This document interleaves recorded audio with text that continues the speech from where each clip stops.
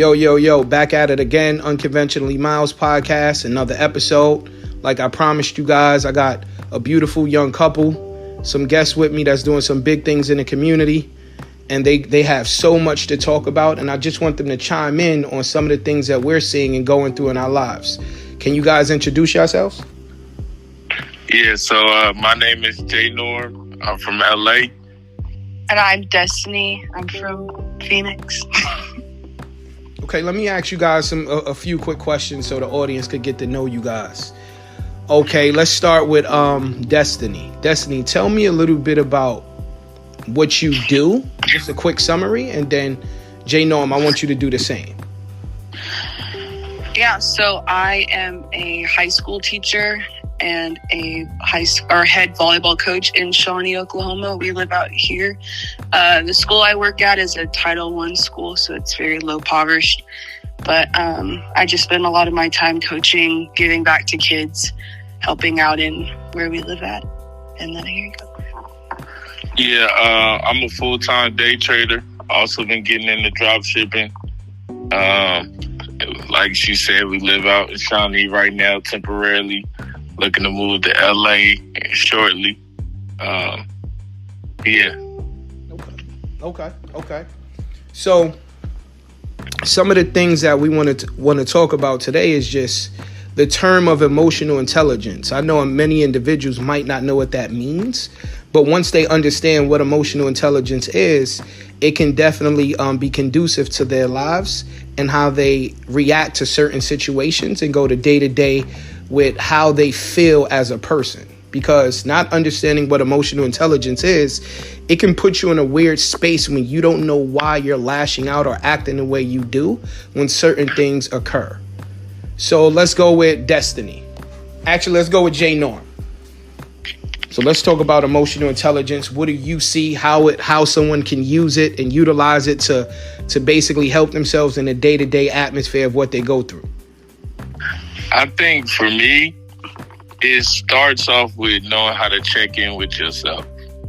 You know what I mean? Like you gotta reach deep inside and check in with yourself just to see how you feeling. You know, what are your emotions? Be brutally honest with yourself.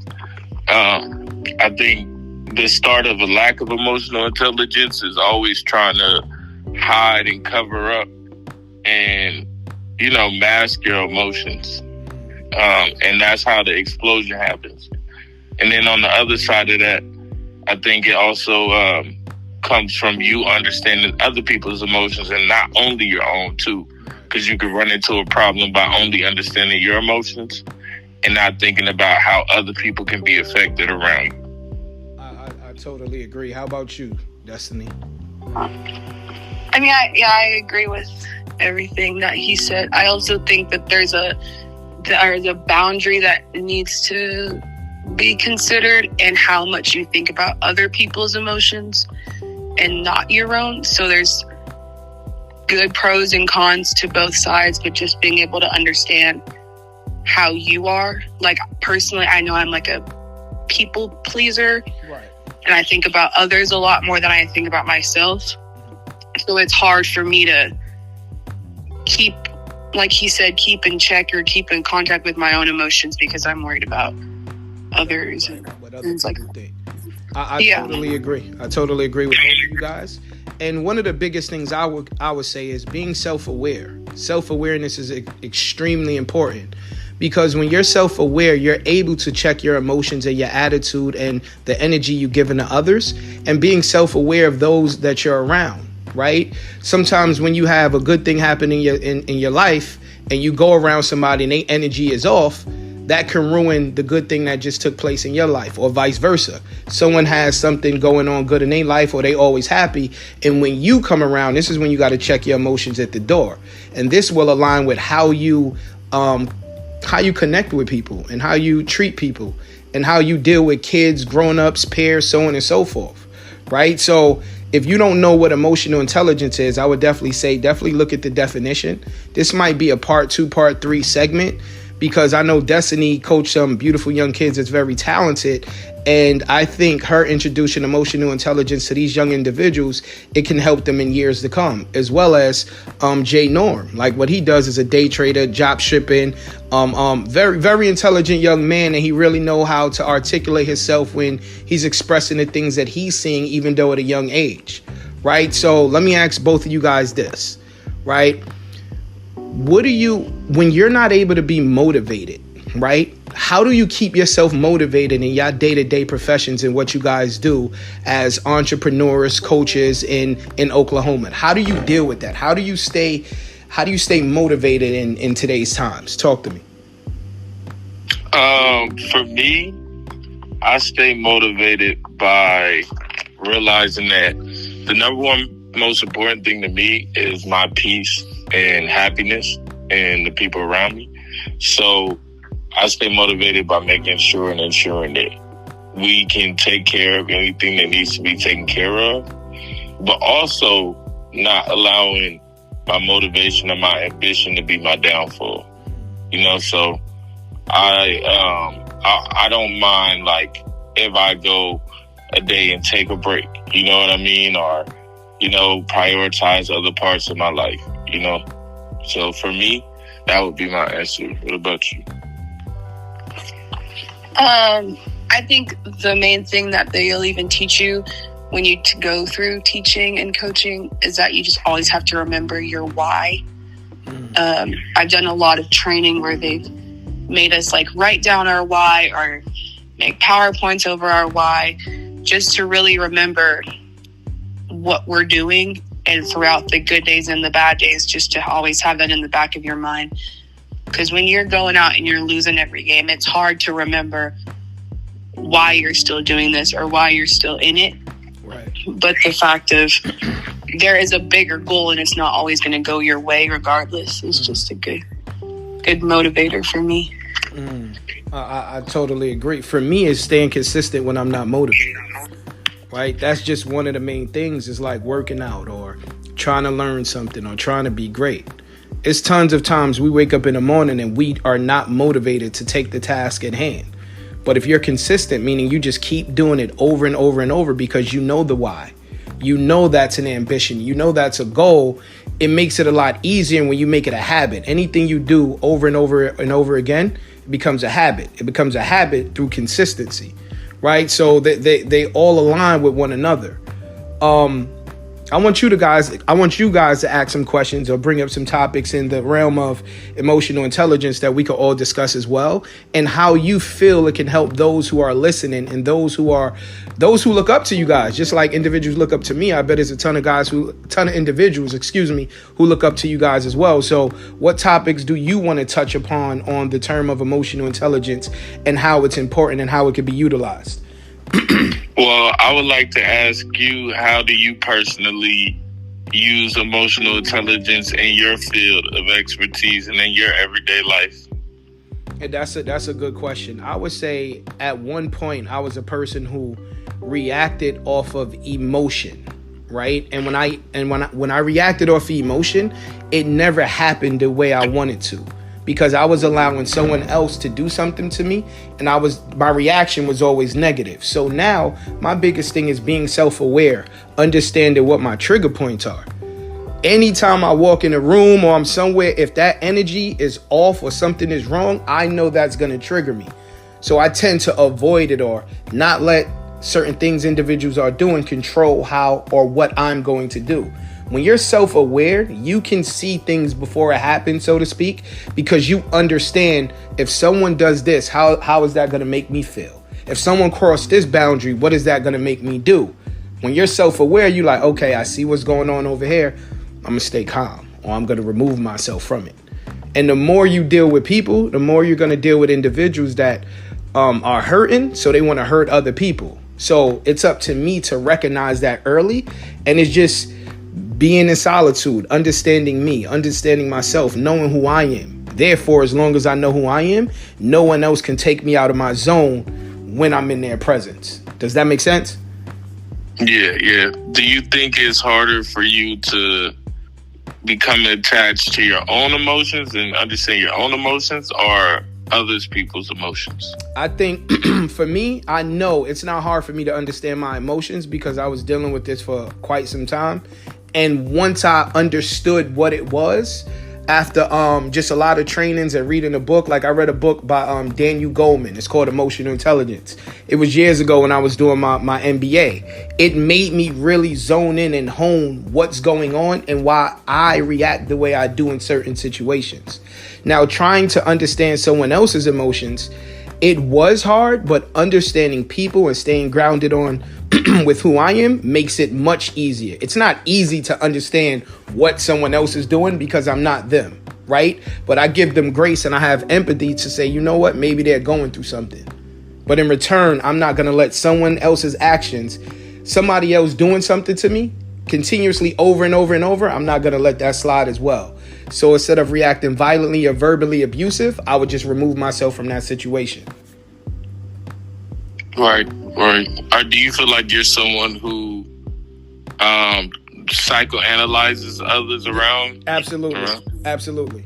It could be a negative and a positive. And even with being able to psychoanalyze someone, it's not as judgment.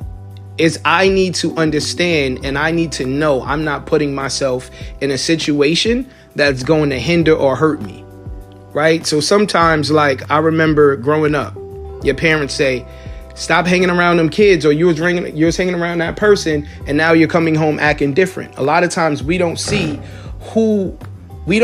things that are happening because we're engulfed in it, but the individuals around us can see the change, right? So I try to stay grounded in that atmosphere and that aspect to avoid that from happening once again. Or let me say this, I'm not perfect, right? So I try my best, and we all go through our ups and downs and our peaks and valleys, but I try my best to basically analyze behavior. Therefore, I know maybe I'm acting different, or that person's acting different, or we're both acting different.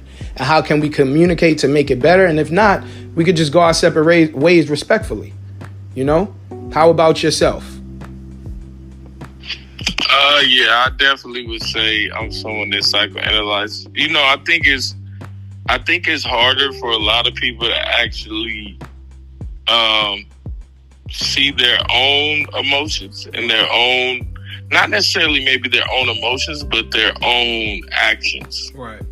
Versus to see other people more clearly. Right. And I think that's why, like, you really have to go to a deeper place. And also listening to other people sometimes is good on how other people feel about you. Right. Because sometimes people really can't see their own actions. You know?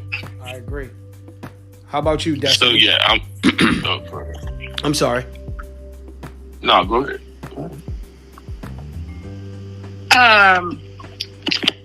I have a question. Sorry. What age did y'all feel like you were able to kind of master, or no one, like you said, no one's perfect, but so not master, but really become in touch with understanding your own emotional intelligence as well as others? You want to go first, J Norm, or what? For me, I feel like I always kind of been very in tune with others. I think the harder part was becoming in tune with myself. But I don't know. I think, like, I come from a background family of a lot of women. My mother is extremely emotional, so it's like emotions were something that was always a little bit easier for me to understand. It was more so the off switch that was harder for me. You know? That's a good point for me. I would say late 20s, because I used to internalize so much, and being that I'm internalizing so much, now you're mixing other people's emotions or other people's behaviors with your own. But I knew that acting aggressively or lashing out wasn't the answer. So once I start really taking a deep dive into myself and becoming more self-aware, I didn't know when I used to want to be alone and really figure out my thoughts. I didn't know that was being self-aware. I didn't know that was me really tapping into my psyche and what was going on. Over time, once I understood everything that was happening, it made it a lot easier, because I came from a family, a single parent household after some time with my mom, but I got a ton of brothers. So my brothers are super aggressive, no emotion. So I came from the flip side than J Norm. Everybody super macho on the side I was on, and I had to get in tune with understanding emotions and how to express myself, articulate myself clearly, being able to actively listen, right? So it was just over time. I think you guys are so much younger. I think you guys are ahead of the curve as far as what you guys see and how you're able to deal with it, just with everything going on, right? So, Destiny, how about yourself? When did you realize you kind of was understanding what was going on? Because we're never going to master it, right? But we get better every day. No, yeah. I'm not sure if I have really fully understood my own emotional intelligence. I believe I'm kind of the same as Jay. I'm sorry, I don't call him that. It's all good. But, it's all good. I think for me, I've always been into Destiny. What do you call Jay? What do you call him? Josh or Joshua. My man. There we go. You know what I mean? I want to make sure you be yourself. Like, be yourself. You know what I mean? Yeah, but that's something that I've had to really come in tune with. And I think the more that, because Josh is really good at understanding both, and I'm pretty good, at understanding other people's. I can understand why other people act certain ways, not necessarily why they would do it. I can make assumptions based on what they've shown me, but when it comes to myself, I think I struggle a lot with just overall putting myself first, or understanding why I would act a certain way, right? Or that it's okay that I acted that certain way, right? But I asked that question because it's just dealing with a lot of kids. You can see how when they hit that certain age or when they hit that certain curve, there's so much more out there for them. Right. But right now they're acting ways, and it's like kind of setting them on a track to be negative or super positive, or could harm them in the future. Right. And I just think that would be something that I would wish that they could see that sooner. Okay, question. So you're in a mentor role. So how can you assist them with seeing what you know is coming, right? We know what's coming. Like, we know, like, at a certain age, you're going to hit that point and you could go left and right. So how can you be more of a mentor or a guide to provide them with tutelage? Therefore, they can make a better decision instead of being on a collision course to go the way you don't want them to go, as a coach and as a teacher. And I want to give you your flowers as well. Thank you for your service, and people be like, what do you mean? Because I work with teachers as well, and I know it's not easy. So I want to give you your flowers for that and say thank you so much for what you do. Right? So you're welcome. It's okay to say thank you. Thank you. No worries. And I want to give both of you guys, sorry to cut you off, I want to give both of you guys your flowers on this. From analyzing J Norm, he is very in tune and very empathetic with other people and what's going on with other people, and extremely understanding, right? And knowing you for a very long time, I think that you're super empathetic, sympathetic, and in tune as well, because it's a ton of things that's going on in your life as we know, the audience. Maybe one day you will get a glimpse of it when it gets better, right? But we know that's going on. And I think you're handling it like an adult, like someone who's in their 40s. You know what I mean? So for me being older, I want to just say you guys are on the right track. You guys are doing some great things with one another. And I could really see the positivity when I speak to you both. So I'm proud of you both. If no one else tells you guys that, and just keep doing what you're doing. I appreciate that. No worries. Appreciate that. And that mean a lot coming from you, because you you definitely very wise and definitely Thank you. just very in tune. One of the most in tune people I ever talked to, for real. So thank you. know, Destiny, yeah. talk your talk, because you in a unique space where you got a lot of power, and I don't want to use that lightly, in your situation. So how can you help your kids and help the individuals you come in contact with on a daily? Yeah. I would say just overall trying to communicate with them like they're an adult, but not letting them understand that they're, hold on, let me go back with that. Because I think there's a lot of power in talking to kids like they are young adults, like we want them to be. Right. So it would just be a matter of talking to them how you want them to respond.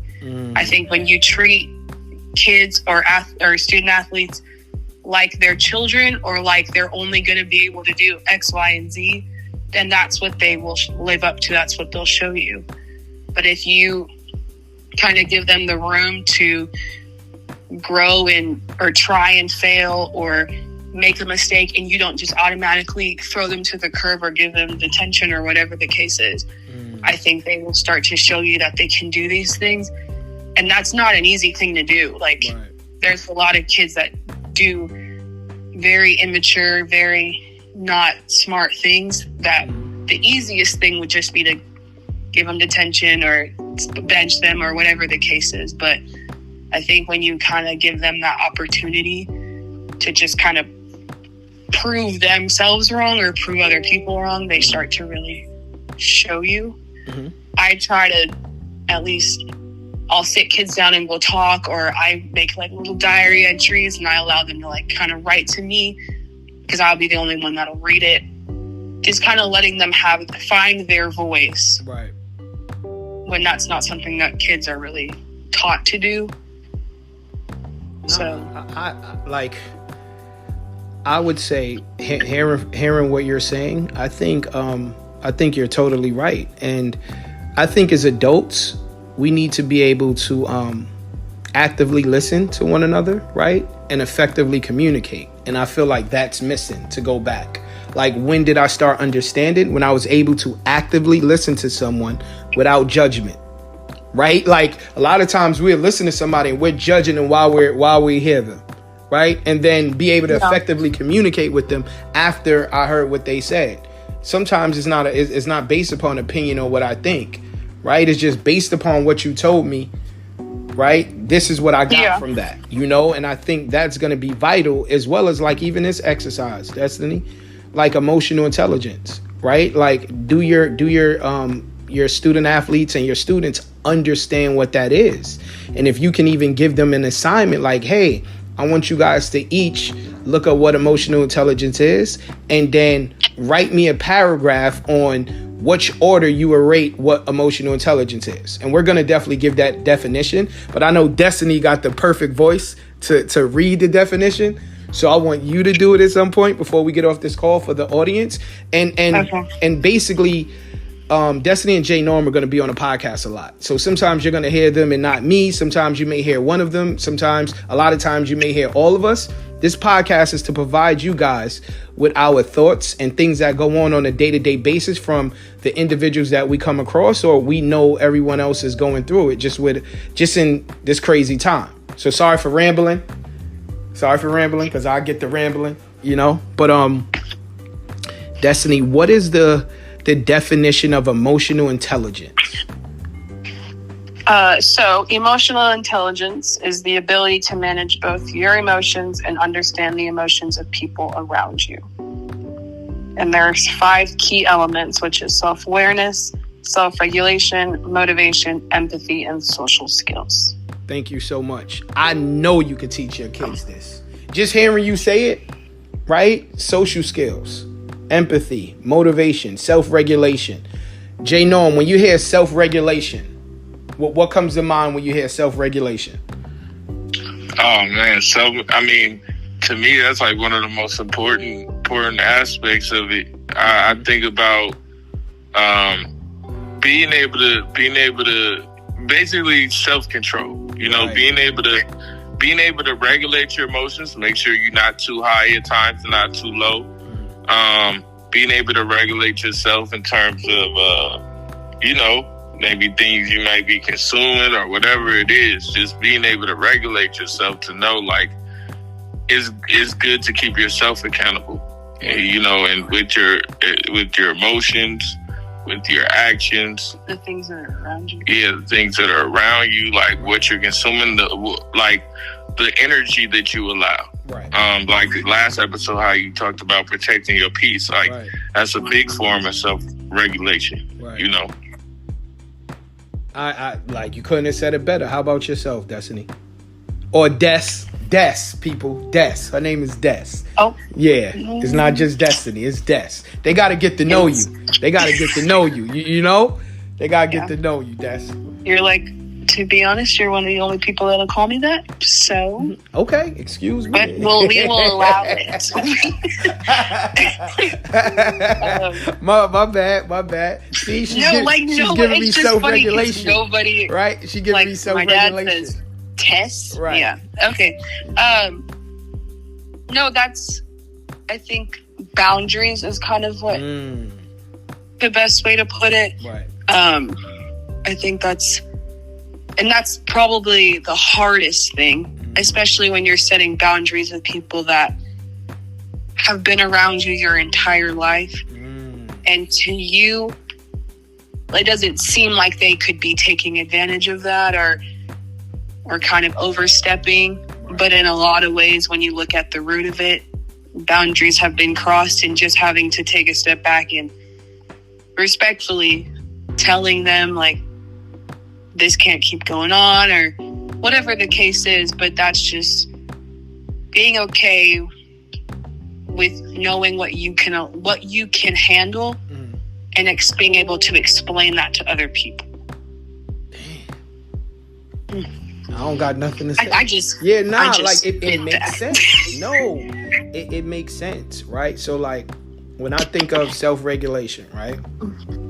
A lot of time individuals get in a relationship, whether a friendship or more, right? If you lack self-regulation, that relationship it's not gonna make it, right? If you're not able to be accountable for the commitment you made and also be accountable for your actions, therefore know it's boundaries and constraints that you shouldn't do. Like, it's certain things you shouldn't do just because it can hurt yourself and the other person. So one of the things about emotional intelligence for me is I think about the other person's feelings when I care about them. And even if we're not on the best of terms, I'm going to care about you enough not to disrespect you, because me disrespecting you reflect how I feel about myself, right? So that's self-regulation. A lot of times that comes into play. So as you mentioned, the boundaries and certain lines you don't want individuals to cross. And sometimes, once again, like I mentioned in the previous episode, protecting your peace. You need to put yourself first in toxic situations. Therefore, you're not in a toxic environment moving forward. A lot of times we're in toxic environments and we don't know it. We think what we're going through is normal. And we think we can't remove ourselves. You know what I'm saying? So you guys hit it on the nose. Like, yeah, you guys got that one. You guys got that one. You guys got that one for sure. For sure. You notice how Destiny regulated, right? When she corrects you on her name. She regulated. Yeah, it's all she good. Said, and then right after that, she said, sometimes you gotta put boundaries up with people you know for a real long time. See? Anybody could call me Des. I just said that you're the only one that does. No worries. So we about to wrap it up. That was 30 minutes. That quick. That's 30 minutes. I told you that's 30 minutes. So let's wrap it up. You know what I mean? Any final statements I want us all to make, you know what I mean? And go from there. So who want to go first? I'll go first. Me, please. So that you don't have to come up with something after me. Oh my God. So, a little recap on our emotional intelligent conversation. Part one. Mm-hmm. because there's so many things about emotional intelligence that you learn every day about yourself and about others. And I think the way you said it, of just, you have to put yourself first, I hope that's something that people really take away. And it's going to be hard. You're going to feel like everybody hates you. You're going to feel like you're doing the bad thing. But overall, people will respect you more when they understand that you're just not doing it to be rude, but you're doing it with a purpose. And that's for yourself in the moment. And then people can pick up from that. Let me get some snaps. Bars. She got bars, Jay Norm. She got bars. Come on. Uh-oh, you got bars. I'm not even talking after Destiny talk. I ain't gonna call her guest after that one. Oh, go ahead, Destiny. Go ahead. Woo! Yeah. Well, and I'm saying this like I'm speaking from straight experience. I've struggled a lot in that, and being able to set boundaries with other people. I'm still struggling with that, even when it comes to the workplace. So, but I know that the situations that I have done it, it's just done a lot better for me. So I'm going to pass it on to Josh. Yeah, she hit it right on the head with that. I really would just say, for me, just always make sure that you're checking in with how you feel. That's one of the most important things, because a lot of times, and I think you kind of alluded to this earlier, you could wake up one day and be at the edge and not even know it.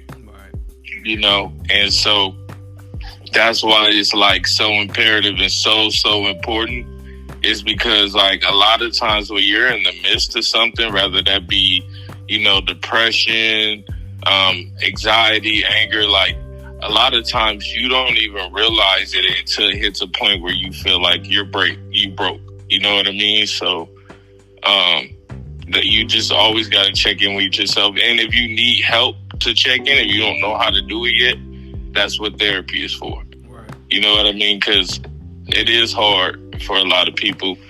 And sometimes you need someone to pick up the mirror and point it at you so that, you can reflect. Right. And so, yeah, that's what I would say. Great point. For me, is it's okay to not always be in the top of your game, right? Like sometimes we think we got to be perfect. It's okay to have a bad day. It's okay to be vulnerable. It's okay to talk about your feelings, right? Like I think a lot of time as human beings and adults, we feel like we can't have a bad day, or we cannot be good at something, or we can't speak from a place of being hurt or being misunderstood, right?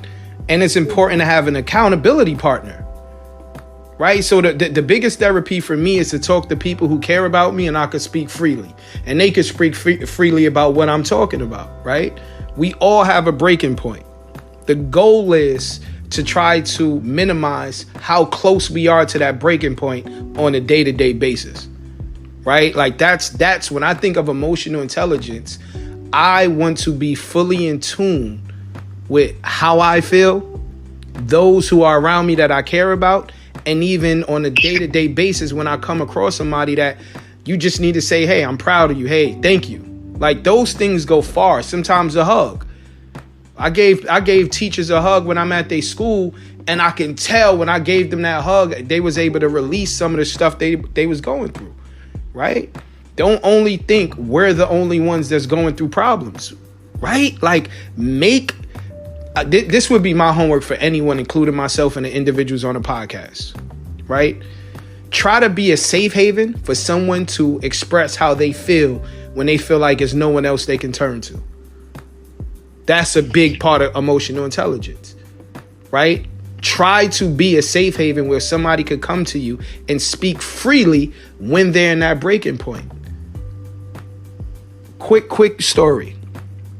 It's this young lady, I met her briefly, and she was super cool. I wanted to get into podcasting. She was doing podcasting.